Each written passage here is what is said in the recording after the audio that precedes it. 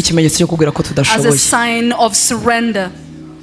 Ntabwo dushoboye mwa. We can't do by ourselves. Isi iradukurura, The world is distracting us. imibiri yacu ikatunaniza. The body is failing us.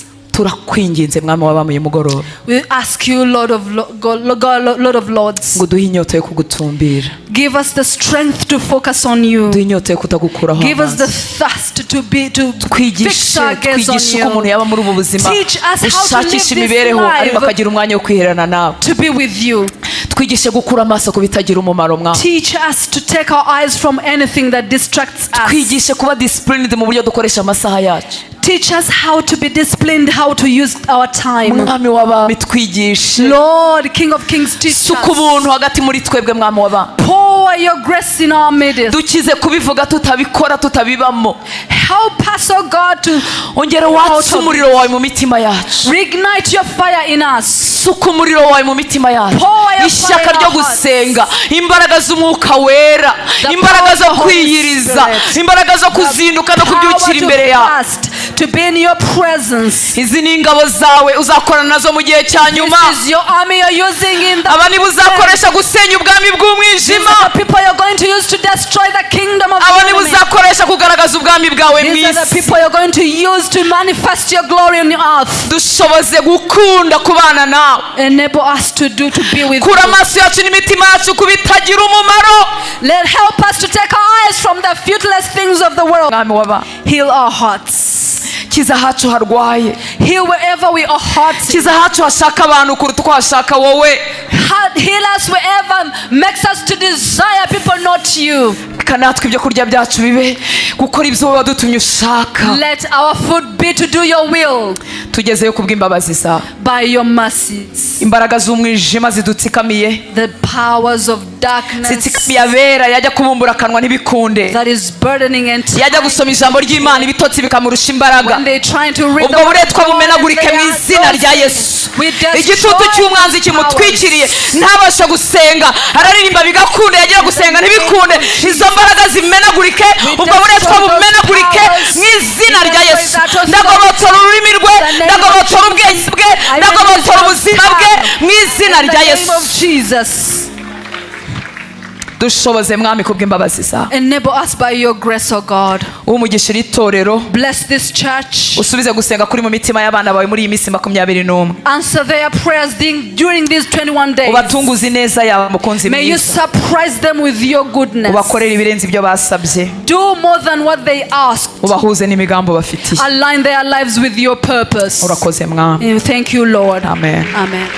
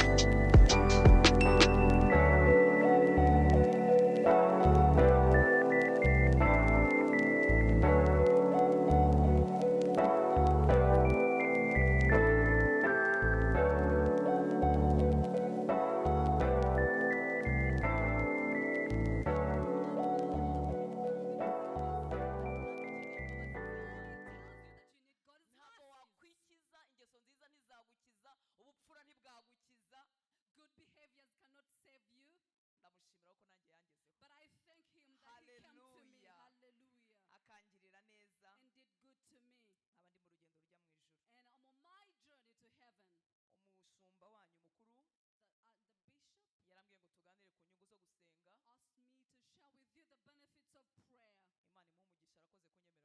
the benefits of prayer. Imana imumugisha arakoze kunyemera guhagarara hano. God bless him for giving me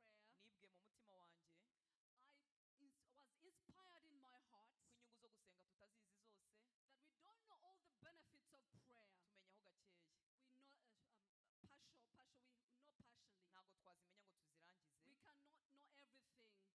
Tugiye kuganira ku nyungu zo gusenga. I will share with you the benefits of prayer. Nibwe mu mutima wanje. I was inspired in my heart ku nyungu zo gusenga tutazizi zose. That we don't know all the benefits of prayer. Tumenya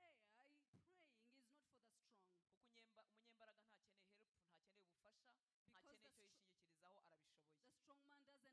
We know partial, we know partially. Ntago twazimenya ngo tuzirangize. We cannot know everything. Nebyiri numva ku mutima wanje ari buvugeho. I will share with you only two. Ikindi numva navuga. And the other thing I would like to say, cyangwa naheraho, or I would like to submit, nuko gusenga atari uko abanyembaraga. Praying is not for the strong. Gusenga si uko abanyembaraga.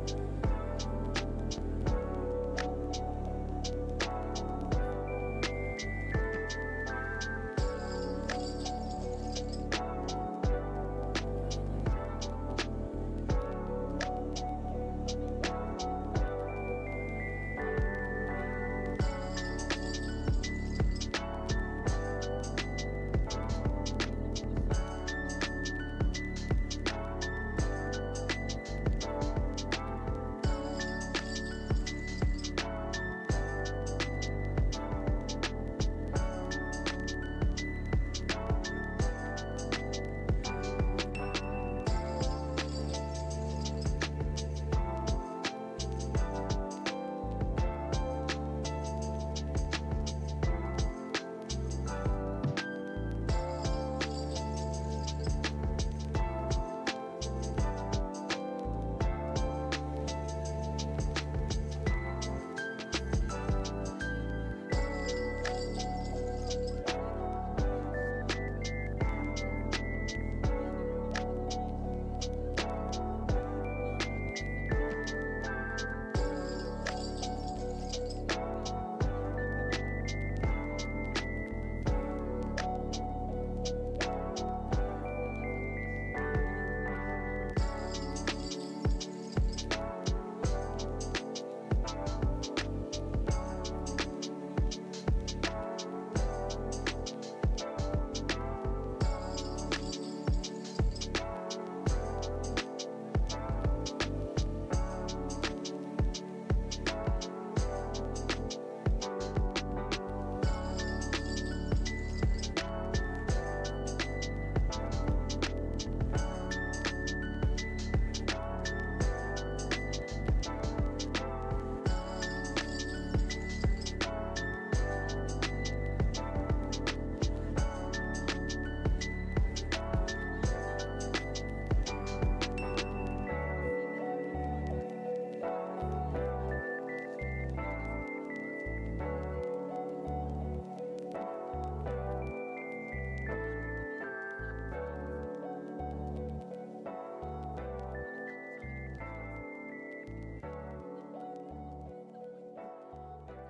umunyembaraga ntakeneye help, ntakeneye ubufasha, ntakeneye cyo yishingikirizaho arabishoboye. The strong man doesn't need help up to be buttressed because they are able. Ahubwo umunyantege nkeya, but But if you get confused like I was confused, uzasenga pe. You will pray indeed. Hallelujah. Hallelujah. Atari uko ufite imbaraga. It's not because you have strength. Atari uko umubiri utashakaga kurya. Not because your body doesn't want food. Ariko kuko you have to. Nta kundi wabigenza. But you have no choice. Ukeneye gutabaza. You need help. Umuntu urimo arohama mu mazi ntabwo abanza gutunganya ikanzu n'umupira aravuga ati mu ntabare ndarohamye. Someone who is drowning that they don't have time to put themselves together. They cry for help. Hallelujah. Hallelujah. Gusenga rero nuko umutima ukeneye Imana buri munsi. Prayer is for a heart that needs God every day. Nuko umutima uciye bugufi bizi neza kutabibasha.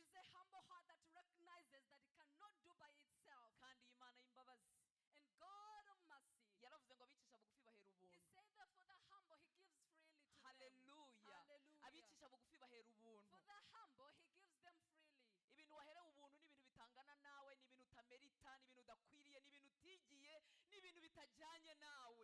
Those Hallelujah. things that are given to us freely that we didn't melt, that they are not of our level. Abicisha bugufi bakayambaza ibahera ubuntu. Those who humble themselves and cry for his help, he gives to them freely. Ibaha kumenya ibyo batari kumenya.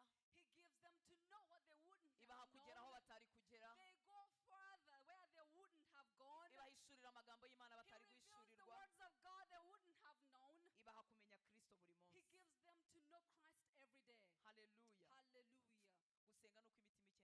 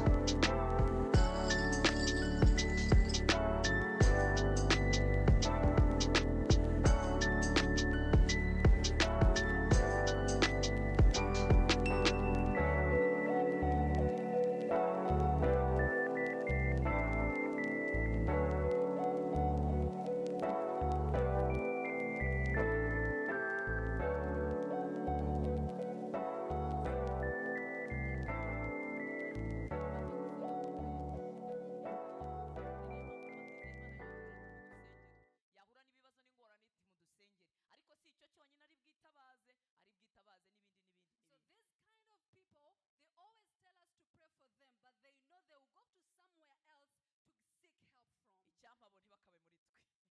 How I wish those kind of people are not with us. In the name of Jesus, ukajya wuburira Imana amaso ariyo yonyine uhanze amaso ariyo utegerezaho gutabara kandi ibidatanga ukabyihorera. Haleluya. Ibyo itazaguha ukabyihorera. Whatever it doesn't give it to you, leave it. N'uburyo ibutangamo byaba bitaboneka ugategereza. And if you don't get it, you wait. Amen. Imana ishimwe cyane. Amen. Haleluya. Twavuga roko tuzi inyungu zose zo gusenga. So we can't say that we know all the benefits of prayer. Ariko hari ibyo tubona mu buzima bw'abizera Kristo muri none mu bihe byacu. But there are those that manifest in our lives today. Hari ibyo tubona mu bizera Kristo muri generation zacu baheshejwe n'ubusabane bafitanye n'Imana. There are those that we see in our current generation that is out of the community. Noneho Bibiliya yo yuzuye amakuru y'ibintu byakozwe n'abantu basenze. Now the Bible is full of stories of people what they achieved through prayer. Ntabwo twabavuga ngo tubarangize. We can't list all of them. Turabona abanehemiya batinya gusaba umwami ingabo bagasenga Imana ikabagira neza. Turabona aba Esteri basenga ibintu bigahinduka. Turabona mu isezerano rishya basenga ibintu bigahinduka. We have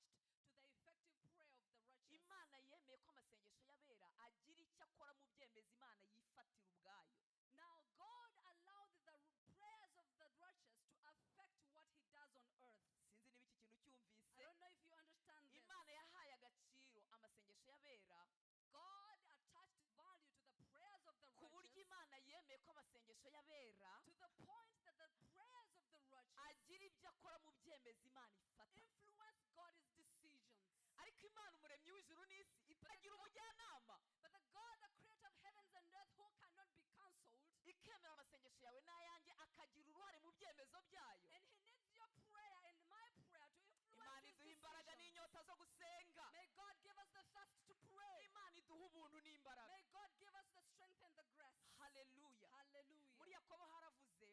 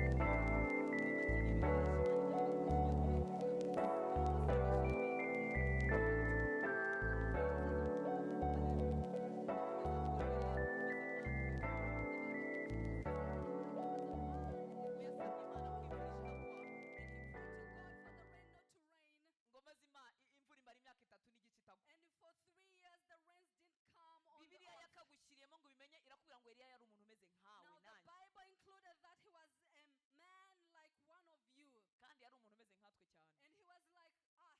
kuko amaze no gukoreshwa ibitangaza bikomeye hari aho yagize ubwihebe wa mugore Yezebeli avuga ati aranyica ubu ndapfuye kandi avuye gukoreshwa ibitangaza bikomeye yari umuntu umeze nkatwe ucogora akongera akabyuka.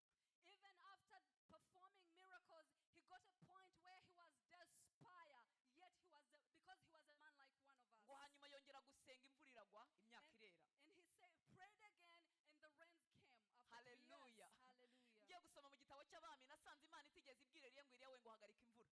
When I was reading in the book of Kings, I didn't see anywhere where ahubwo God Eliya told him to stop yabonye the rains. ubuhenebere Eliya yabonye ubuhenebere bwari mu gihugu But abona uburyo Elijah- kuntu abantu bateye Imana umugongo abona uburyo basenga za Bali bibwira ko arizo zagusha imvura aravuga ati icyubahiro cy'Imana kigomba kuba hano hantu ngiye gusenga imvura ihagarare bazamenye Uwiteka ko ari we Mana. But Elijah saw the wickedness in the land and said the righteousness of God has to come back, and he said, I'm going to stop the rains from coming. gusenga k'umukiranutsi kugira umumaro mwinshi So the yasenganye umwete prayer of the righteous man kandi avails ni ibikoresha much. Imana ikoresha umurimo It wayo. is a tool that God uses. turimo tuvuga aya magambo umutima wawe n'uwanjye urimo urabisaba ubwira Imana ngo Mana mb'ubuntu mana imbaraga zo gusenga ne kujya mbivuga nk'amagambo. As we share this word, please pray to God that he gives you the grace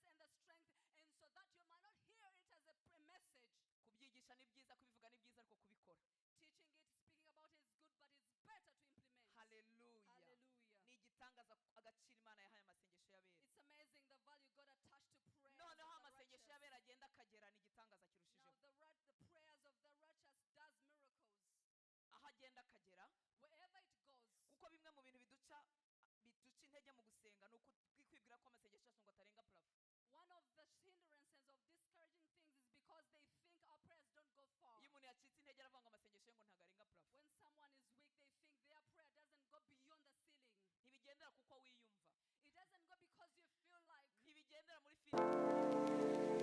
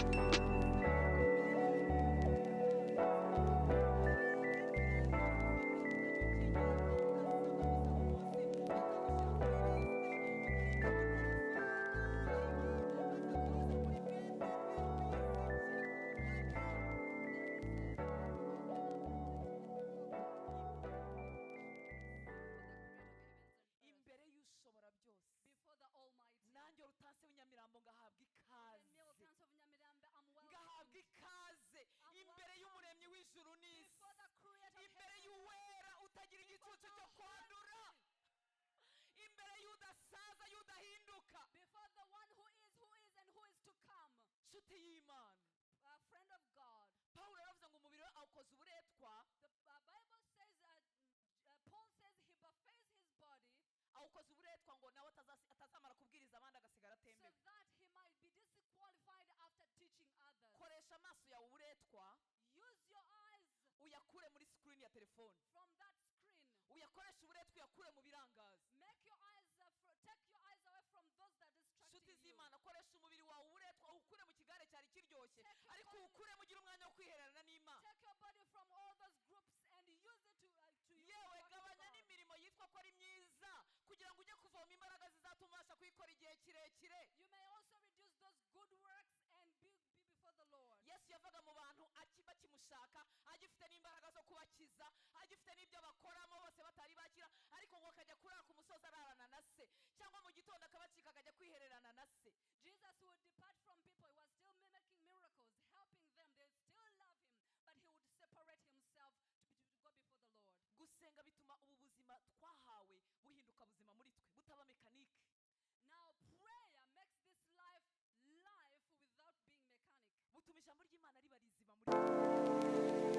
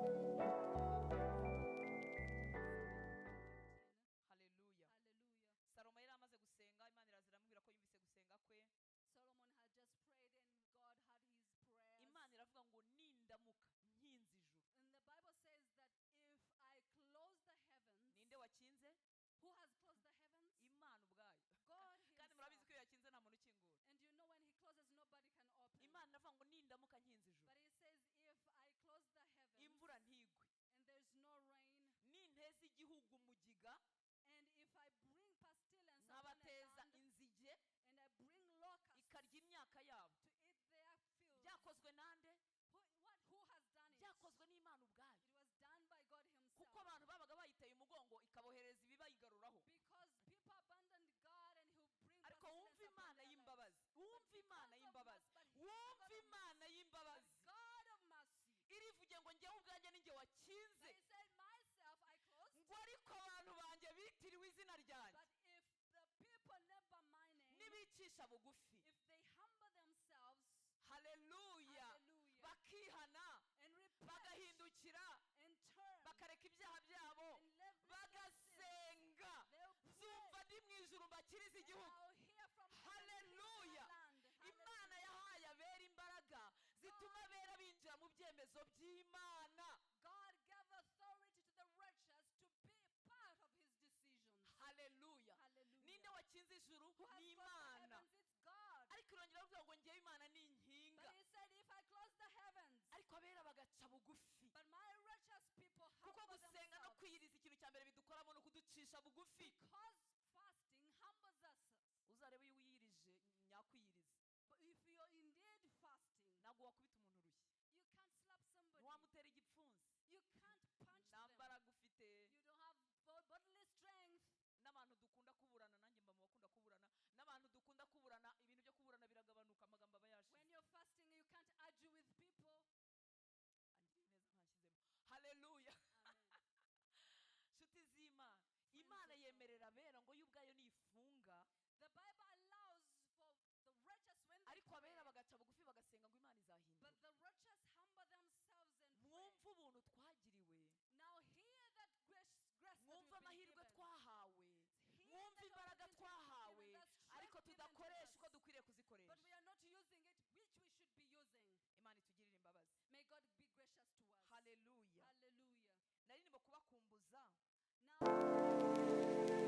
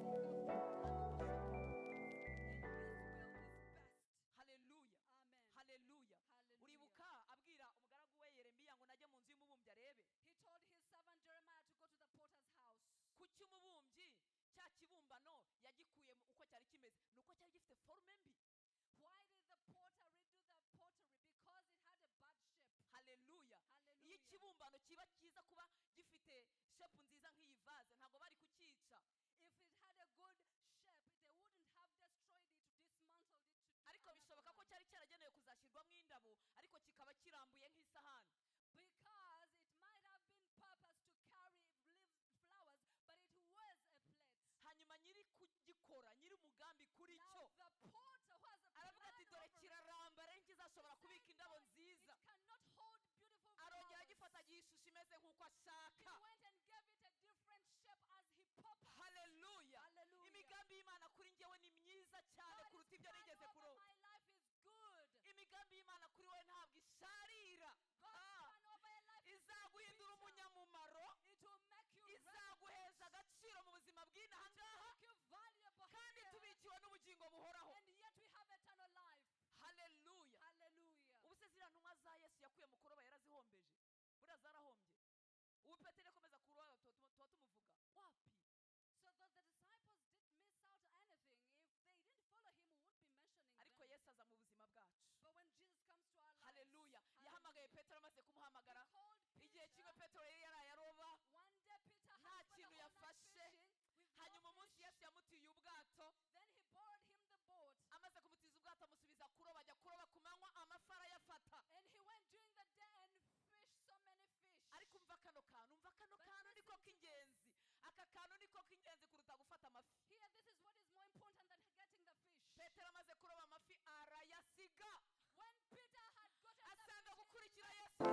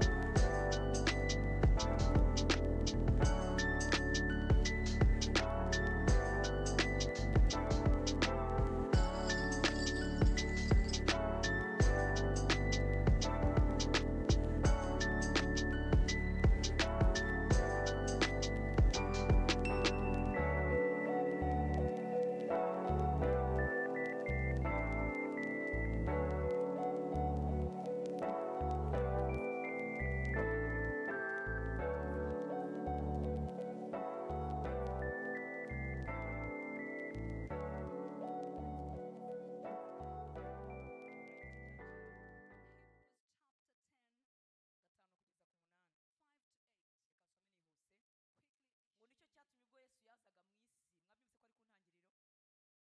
isi aje kwambara umubiri ngo nicyo cyatumye ubwo Yesu yazaga mu isi avuga ati ibitambo n'amaturo ntiwabishatse ahubwo wanyiteguriye umubiri ntiwishimiye ibitambo byokeje cyangwa ibitambo by'ibyaha mpera ko ndavuga nti dore ndaje mana mu muzingo w'igitabo niko byanditswe kuri nge nzanywe no gukora ibyo ushaka amaze kuvuga ibyo ngo ibitambo n'amaturo n'ibitambo byokeje n'ibitambo by'ibyaha ntiwabishatse kandi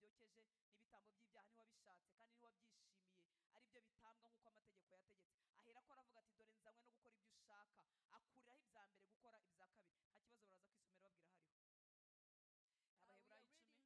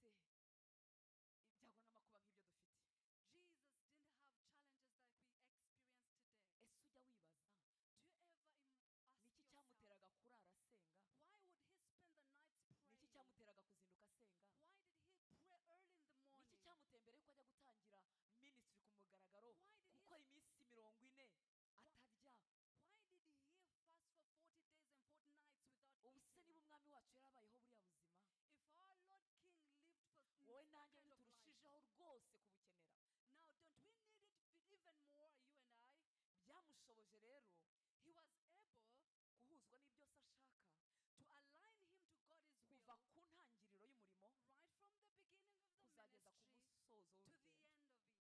n'igihe byari bikomeye mu gashyamba ka Getsimani And even when it was very hard in avuga the ngo Garden of data niba Gethsemane, bishoboka ko iki gikombe and he kindenga said, God, if it's your will, take away this cup from ariko me. bye kuba uko nshaka Not as thine will, kubera ubuzima bwegeranywe n'Imana but iminsi yose because his life was always before God. nshuti y'Imana Friends of God, intebe y'ubuntu bw'Imana iragukinguriwe the throne of God is open to you. yaravuze ngo nituyegere He tudatinya said, come boldly before the throne of God. ni intebe y'ubuntu He's the grace, the throne of ntabwo ari grace. intebe y'urubanza It's not the throne of judgment. n'iby'urubanza bizaza ariko tuvuga ngo nimwegere Yes, intebe it will be y'ubuntu there, but he asking us to come close to the mwegere throne intebe of y'ubuntu grace. mudatinya Come boldly to the throne of grace. ni iki kikubuza kumwegera Now, what is stopping you from coming to ese him? n'ibyaha bikuzuye Is it because ese you're nuko full of umusezeranya sins? ntusohoze You always promise and don't fulfill.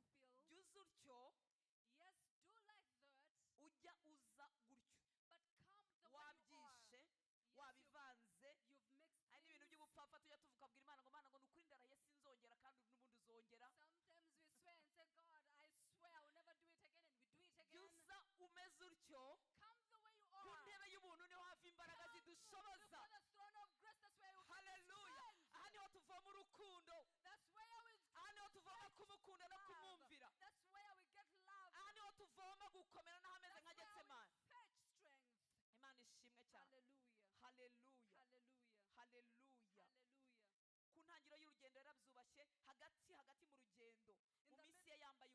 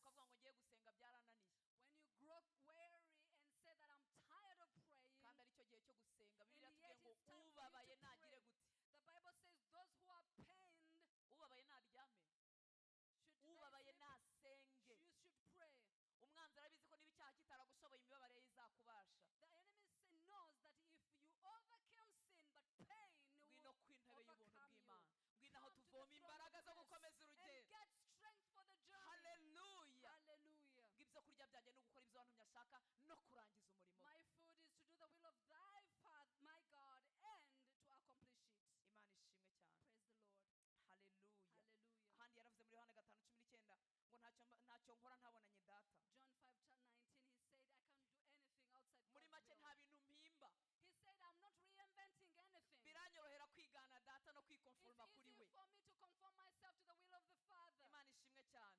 Nanone muri Hallelujah. Yohana 17 arimo asoza urugendo. John 17, as he was concluding his yaravuze ngo ministry, data ngo nakubahishije mu he isi. said, God, I honored you in this earth. ayi cyama akaba aribyo nzavuga ku iherezo ry'urugendo.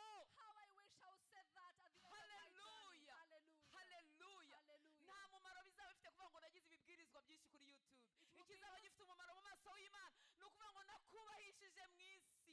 It will be useless to mention how many videos you had on YouTube, but what will stand more important ibanga ryo kurwanya satani The secret of fighting the enemy ntago ari gukoma amashyi ngo mu izina rya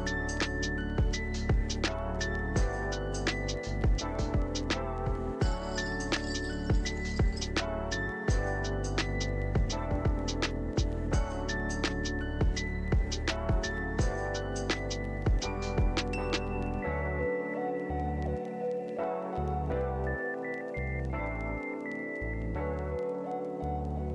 mu is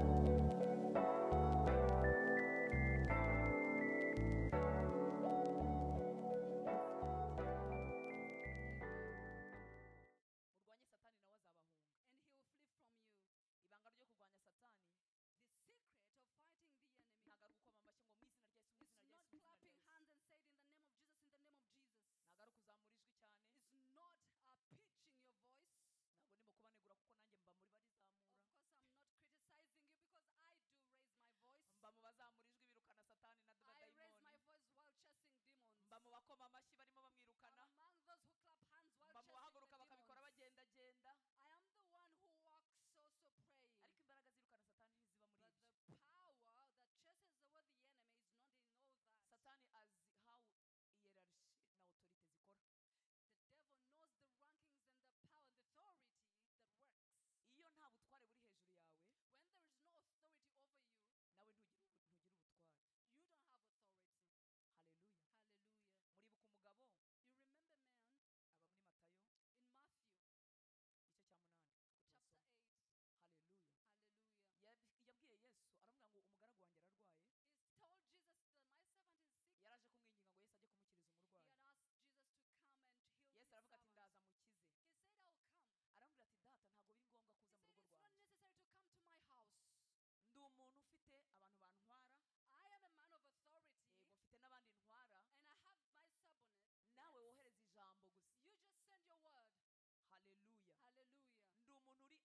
authority. I'm a man and authority. Iyo ntegetse baragenda. When I command, they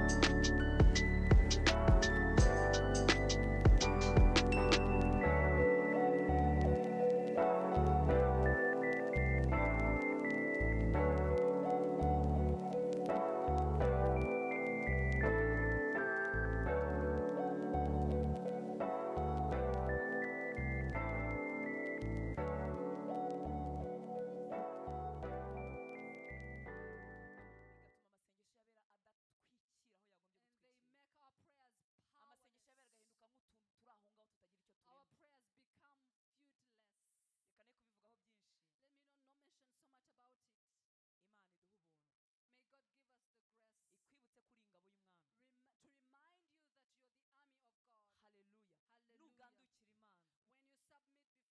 umugaragu wanjye umwe ngo va hano ugende.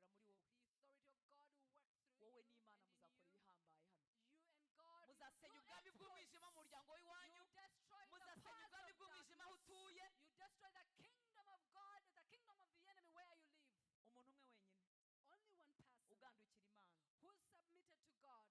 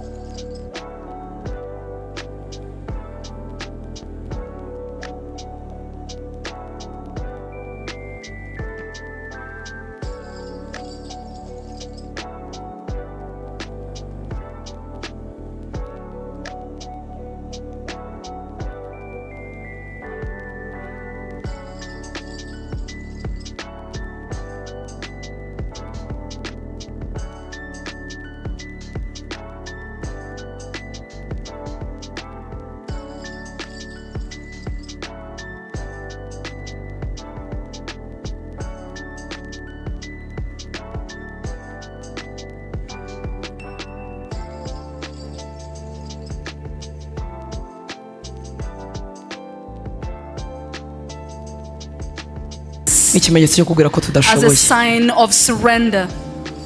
Ntabwo dushoboye mwami. We can't do by ourselves. Isi iradukurura, The world is distracting us. imibiri yacu ikatunaniza. The body is failing us. Turakwinginze mwami wabamuye mugoroba We ask you, Lord of Lord of Lords, ngo duhe inyota yo kugutumbira, give us the strength to focus on you. duhe inyota yo kutagukuraho Give us the amaso. thirst to fix our gaze on twigishe uko umuntu you. yaba muri ubu buzima Teach us how to live ushakisha this imibereho ariko life, akagira umwanya wo kwiherana nawe. to be with you. Twigishe gukura amaso ku bitagira umumaro mwami. Teach us to take our eyes from anything that distracts us. Twigishe kuba disciplined mu buryo dukoresha amasaha yacu. Teach us how to be disciplined, how to use our time. Mwami w'abami twigishe Lord, King of Kings, teach suka us. ubuntu hagati muri twebwe mwami w'abami. Pour your grace in our midst. Dukize kubivuga tutabikora tutabibamo. Help us, oh God, to Ongera watse umuriro wawe mu mitima yacu. reignite your fire in us. Suka umuriro wawe mu mitima yacu. Pour your Ishyaka fire in ryo our hearts. gusenga, imbaraga z'umwuka wera, The imbaraga zo power of the Holy kwiyiriza, Spirit. imbaraga zo kuzinduka no kubyukira imbere yawe. Fast, to be in your presence. Izi ni ingabo zawe uzakorana nazo mu gihe cya nyuma. This is your army you're using in the Aba nibo uzakoresha gusenya ubwami These bw'umwijima. are the people you're going to use to destroy the kingdom of Aba the nibo enemy. uzakoresha kugaragaza ubwami bwawe mu These are the isi. people you're going to use to manifest your glory on the earth. Dushoboze gukunda kubana nawe. Enable us to be with Kura you. amaso yacu n'imitima yacu ku bitagira umumaro. Help us to take our eyes from the fruitless things of the world. Mwami w'abami, Heal our hearts. kiza ahacu harwaye, Heal wherever we are hurting. kiza ahacu hashaka abantu kuruta uko hashaka wowe. Heal us wherever makes us to desire people, not you. Reka natwe ibyo kurya byacu bibe gukora ibyo wowe wadutumye ushaka. Let our food be to do your will Tugezeyo kubw'imbabazi zawe. by your mercies. Imbaraga z'umwijima zidutsikamiye, The powers of darkness zitsikamiye abera, yajya kubumbura akanwa ntibikunde, that is burdening and yajya gusoma ijambo ry'Imana ibitotsi bikamurusha imbaraga. when they're trying to read Ubwo buretwa bumenagurike mu izina rya Yesu. Igitutu cy'umwanzi kimutwikiriye ntabasha gusenga, araririmba bigakunda, yagira gusenga ntibikunde. Izo mbaraga zimenagurike, ubwo buretwa bumenagurike mu izina rya Yesu. Ndagobotora ururimi rwe, ndagobotora ubwenge bwe, ndagobotora ubuzima bwe mu izina rya Yesu. Jesus. Dushoboze mwami kubw'imbabazi zawe. Enable us by your grace, O God. Umugishira itorero, Bless this church. usubize gusenga kuri mu mitima y'abana bawe muri iyi minsi 21. Answer their prayers during these 21 days. Ubatunguze neza yawe mukunzi May you mwiza. surprise them with your goodness. Ubakorera ibirenze ibyo basabye. Do more than what they asked. Ubahuze n'imigambo bafitiye. Align their lives with your purpose. Urakoze mwami. And thank you, Lord. Amen. Amen.